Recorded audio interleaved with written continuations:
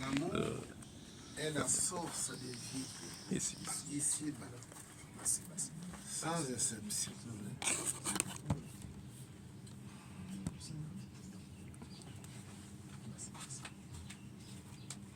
L'amour est la source de vie ici-bas, sans exception. Oui, vénérable. Une question. Oui. Les hommes ont fabriqué des engins, des moteurs, tout ça. Alors, pour faire avancer un moteur, on a besoin de quoi? Le carburant. Ah, on a besoin de carburant, donc on a besoin d'une source d'énergie. Oui. Ça peut être le liquide, le carburant, ça peut être l'énergie comme le courant, tout ça. C'est produit par Le gaz. Donc, voilà, tous ces éléments-là forment la source d'énergie. Et alors, peut-on, par comparaison, comparer cela avec l'amour qui est la source de ce qui est dit là. De vie. Peut-on trouver une similitude, on peut trouver une explication avec ça? Toute chose est égale par ailleurs, donc ce qui est vrai pour le moteur physique serait vrai aussi pour l'amour, qui serait la source de vie. On pense comment? Oui.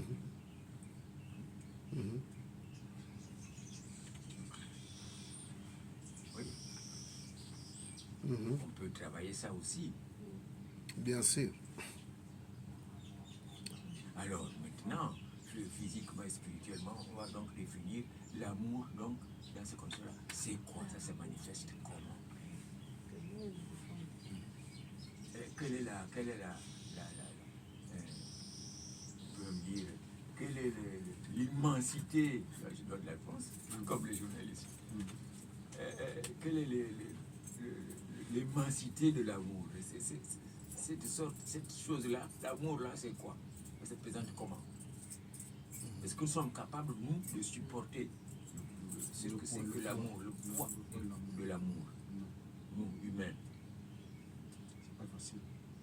Si ce n'est pas facile, donc il faut découper tout ça.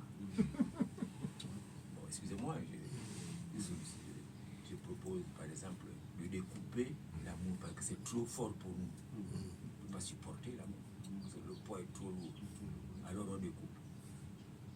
Je prends les ciseaux, je découpe, je crée des enfants de l'amour, qui sont les actes de bienfaisance que je commets pour le bien. Tout ce qu'on a dit là, je lave la vaisselle, je rends service, je respecte telle règle, etc., mais avec positivité, avec humilité, et tous ces éléments-là, ça peut être considéré comme l'amour. Les actes d'amour. Ouais. Voilà comment moi je me permets d'analyser ça comme ça. En fait, les actes d'amour, c'est C'est élever ses enfants correctement, habiller ses enfants correctement, sa femme, et ainsi de suite, avoir une ménagère que vous pouvez payer vous-même, afin que madame aussi soit un peu allégée. C'est tout ça, les actes d'amour. Moi, plus loin, pour joindre papa à Rwanda, si moi je découpe, comme il a si bien dit que l'amour c'est ma grand. Moi, en un mot, si je découpe, je vois un seul enfant, par exemple, la moralité. L'amour, La moralité. La moralité. La moralité. Les actes de vertu, ça très bien fait ça. Oui, c'est pas mal. Et alors, puisque vous parlez de ça, je peux me permettre encore de réagir. Et tout cela, c'est la diffusion, c'est la compréhension de nous tous par rapport à notre niveau de conscience. Alors, si, comment on dit ça en français? Si les valeurs ne nous sont pas partagées, si les valeurs ne nous sont pas communes, peut-on imaginer que la vertu soit commune? Je vous rends ça. C'est-à-dire que si les actes là, sont des valeurs. Hein? Si on ne les partage pas, si on ne les accepte pas, si on ne travaille pas pour les intégrer, pour les manifester, est-ce que la vertu sera aussi commune? Non. Voilà. Donc, merci beaucoup. Namaste. L'amour est la source de vie ici-bas. Cet amour, c'est vrai, il y a Vénérable a parlé tout à l'heure là que c'est tellement grandiose qu'il faut découper. Vous savez, il y a l'amour sentimental qu'on appelle aussi l'amour. Il y a l'amour propre. Et tous ces amours-là, c'est dimensionnel. L'amour sentimental, c'est un amour, on ne doit même pas être sûr de ça. Parce que le jour où vous vous retrouvez dans les problèmes, la femme comme l'homme, il va constater que les oiseaux se sont envolés, aller poser dans d'autres branches. Et il laisse cette branche-là tomber, même pas le remerciement, que tout le temps que ces oiseaux venaient se reposer là, ça les procurait l'équilibre. Après avoir mangé ailleurs, il vient se reposer. Ça, c'est l'amour sentimental. L'amour qui n'est pas... qu'il faut faire attention avec. Cet amour-là vient qu'on voit la force des vagues. La vague qui vient avec une certaine force, elle vient mourir au sable et puis retourner. Or, l'amour dont on parle ici, l'amour qui donne vie dans une dimension, il s'agit de l'amour inconditionnel. L'amour que le soleil nous donne. Il ne réclame rien. C'est comme l'amour de Dieu. Il ne réclame rien. Nous recevons le soleil. Si seulement pour quelques jours, le soleil ne nous éclaire plus, il y aura un déséquilibre total. Les plantes ne vont plus vivre, les hommes auront des problèmes. Alors, donc l'amour qui est source de vie, ici-bas, c'est ce qui vivifie, c'est ce qui donne tout. Rien qu'avec votre cœur, et que vous vous ouvrez à l'amour de Dieu là, même peu que cela peut être, c'est déjà quelque chose.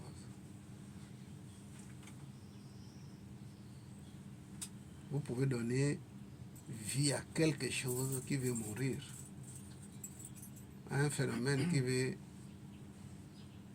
se désintégrer, vous pouvez donner vie à ce phénomène. N'est-ce pas? Nous-mêmes, nous avons l'habitude de dire que Dieu est amour et que l'amour est vie.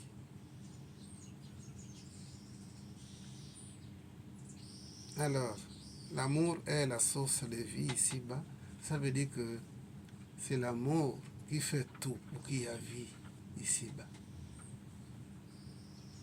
Les astres et tout, c'est Dieu qui les a créés. Et à travers ces astres-là, nous venons au monde à travers les astres. Beaucoup de personnes ont des problèmes, mais ils ne soupçonnent pas que cela vient à partir du noyau auquel il est descendu ici-bas. Le noyau là, où les astres correspondent aux 12 mois de l'année. Nos caractères, tout ce qui fait partie de l'être humain, c'est à travers ces noyaux que nous sommes venus au monde qui peuvent être, si ce n'est pas managé, on peut avoir tous les problèmes. Il y a par exemple un mois comme le mois mois de mai, tous ceux qui sont nés au mois de mai, ils ont quelque chose d'instabilité dans leur vie. Des changements à tout moment. Au mois de mai. L'infidélité aussi. Pas trop. Mais il y en a aussi. Mais Mais ils sont instables. Si déjà un homme est instable, c'est un chiffon de garage. Mais le mois de décembre, maître. Le mois de décembre, Oui. c'est des mois qui sont... C'est un mois qui est bien, sauf que ces mois, les personnes qui sont nées au mois de décembre sont mélancoliques. Mélancolie. Ce qui veut dire, maître, s'il vous plaît. Bon, vous pouvez comprendre qu'est-ce que c'est la mélancolie. Petit français. Hein? Hein? Hein? La tristesse, Hein? ces personnes qui vivent dans Non seulement, oui. Le regret, Et c'est des personnes qui veulent des fois, quand ils ont commis quelque la chose, tristesse. que ça soit débattu sur place et le pardon doit être exigé sur place. Or, les choses ne sont pas comme ça. La tristesse, oui, ça c'est Et le mois de janvier. ça, c'est vrai. Le mois de janvier, c'est des Maître, personnes. je me ressens dans ça, c'est vrai. Ouais. Ça, c'est vrai. Le mois de janvier, La tristesse, beaucoup. parmi les mois, les 12 mois de décembre, celui qui est né au mois de janvier doit chercher à faire des méditations pour que les choses puissent aller bien pour ces personnes. Parce que ces mois-là, c'est un mois en réalité, dans les 12 mois, qui est beaucoup plus sombre que les autres mois. Les choses vont vraiment de travers.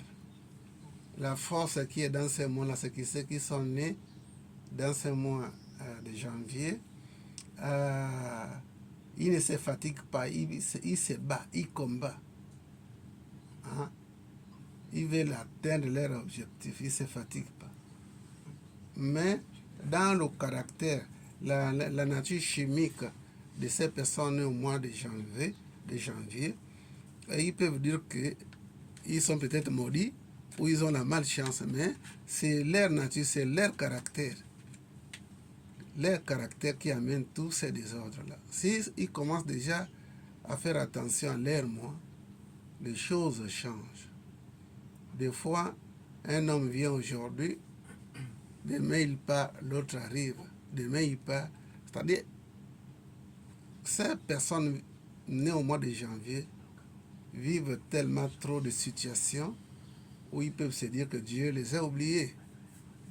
Or, il s'agit ici là de leur nature chimique. Ils doivent faire attention à leur tempérament et tout et tout. Voilà. Et c'est des femmes, des personnes qui sont brisques. On peut même dire qu'elles sont brutales. Et les hommes peuvent vraiment penser que tu cherches à me dominer, alors que c'est leur nature d'être comme Elle se ça. reconnaît, maître. Il y a un doigt. Hein? Elle se reconnaît, même. Il y a un doigt. Ah, C'est vrai. oui, oui. Oui, vraiment, on séquence tout ça là. Et c'est juste. Et je voulais ajouter, permettez-moi, que le péché des parents peut devenir le défaut des enfants. Ouais. Et principalement, d'ailleurs, principalement les enfants qui sont nés au mois de janvier, nous, parents, nous devons faire très attention et de broussailler. Parce que mois de janvier, c'est comme, c'est comme vous êtes en face. On va rentrer dans une forêt. La forêt est dense. Il faut créer des léons, des boussées pour pouvoir y pénétrer. L'enfant qui arrive au mois de janvier peut être confronté à cela si les parents, si on ne veille pas sur eux, si on ne les guide pas. Ah oui, hein. Hein, voyez. C'est- S'il est tout seul, eh ben, il prend la machette, il dépousse et puis, et si toi tu viens comme ça brutalement, eh ben, Voilà. rien à vous voyez, devient Donc, brutal. les personnes nées au mois de janvier doivent méditer à tout moment. Devient brutal. Et c'est comme ça qu'il y a des femmes qui sont un peu, comment dire, impulsifs. impulsives, Ouais. qui ont une forte personnalité. Ouais, on les juge comme ça. Voilà. Si tu as l'homme qui vient, tu n'as pas les couilles entre les jambes, mais voilà. Voilà. Vous voyez, C'est leur nature. Ouais. C'est leur nature chimique. Ça, c'est pas inconsciemment, ça. Maman Corinne, Maza. Il y a un doigt. Oh, ouais.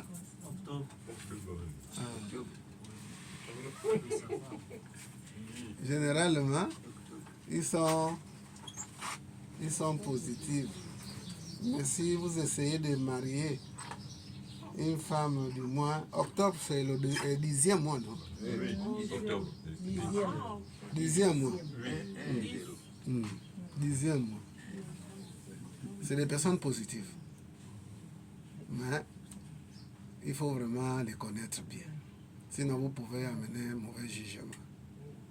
Sinon, ils sont positifs. Octobre. Octobre, ouais. Je vais demander à ma femme là. Ouais. moi, je voudrais parler du mois de novembre. Mois de novembre. Oui. Ah oui. Je voulais me permettre une ligne avant que vous ne preniez la parole. J'ai toujours comparé le miel. Ouais. Le miel, les humains, nous les négros, nous aimons le miel. On mange le miel. Mais manger une petite cuillère de café par exemple le matin, c'est bien. Manger après le soir ou je sais pas vers 21h, tout ça là, c'est bon. Si tu manges 2 cuillères à soupe, tu manges 3 cuillères à soupe, tu es mort. Bon, c'est-à-dire que si tu abuses de la gentillesse déjà de novembre, mais tu crèves. Lynn, qu'est-ce que vous en pensez? Ouais, c'est ça. D'ailleurs, dans le calendrier chrétien, le mois de novembre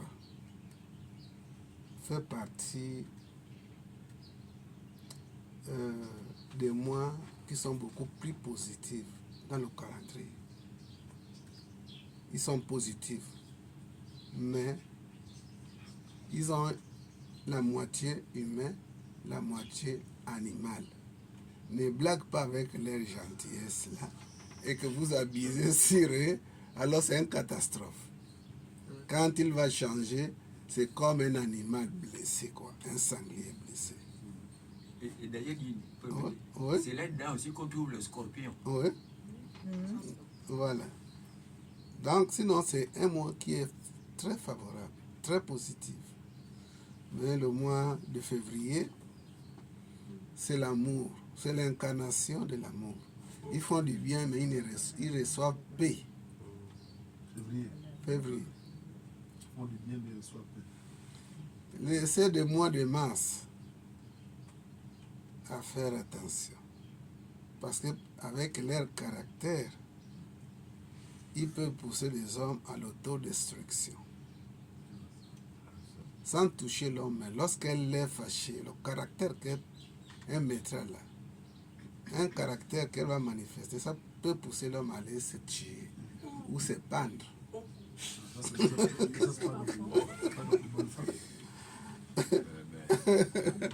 Ça, c'est l'Esther.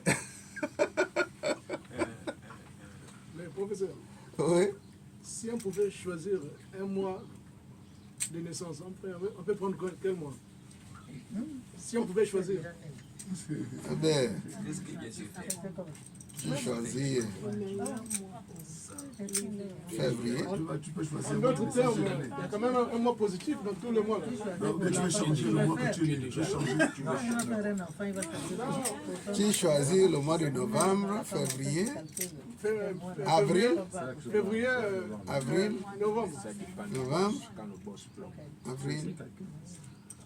c'est le père et les parents qui sont en cause. Et cherchez à voir Moi, je pense que c'est le bouquin qui avait été édité par la maison.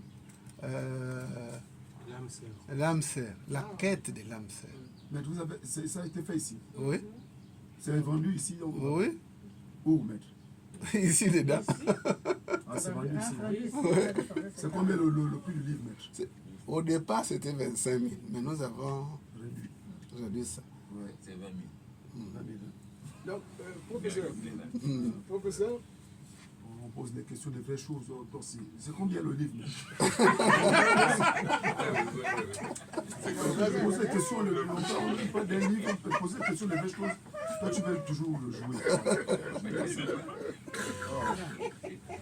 bon, Maître, excusez-moi, le livre, c'est combien? Oh, arrête d'abord. Avec 20 000, vous l'avez. Ah.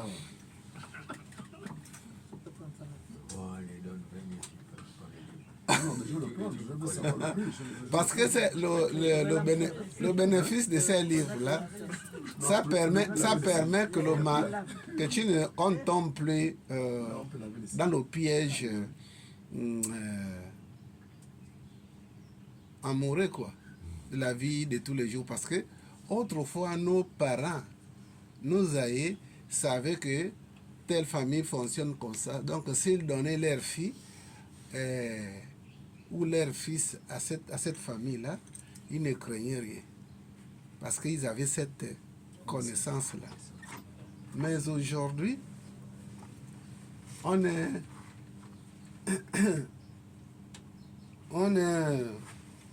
face à nous-mêmes.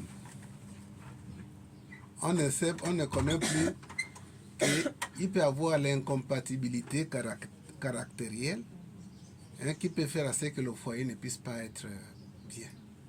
Or, avec la connaissance de moi qui sont compatibles avec toi, ça c'est un mariage où on peut dire l'âme sœur. Vous pouvez trouver que c'est une âme sœur. Donc avec ces bouquins-là, on peut connaître qui on peut prendre en mariage. L'homme comme femme. Ah, ben, on se rencontre le matin, on se marie, le soir on divorce. On divorce, oui. J'ai une question, j'avais la question, vas-y. je sais que ça vient, ça part. J'ai oublié. Ça va revenir. Donc, étudiez vos natures chimiques. Vous pouvez épouser qui vous voulez épouser.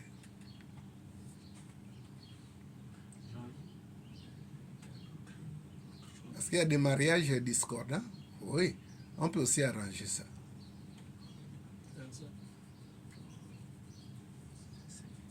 Et il y a un calendrier qui est là depuis.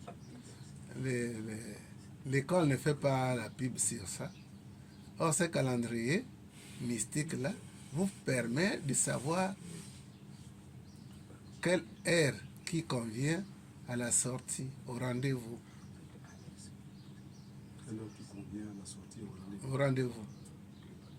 Quelle Et heure- lorsque vous recevez aussi, vous regardez l'heure par rapport aux visiteurs. Si c'est négatif, faites attention.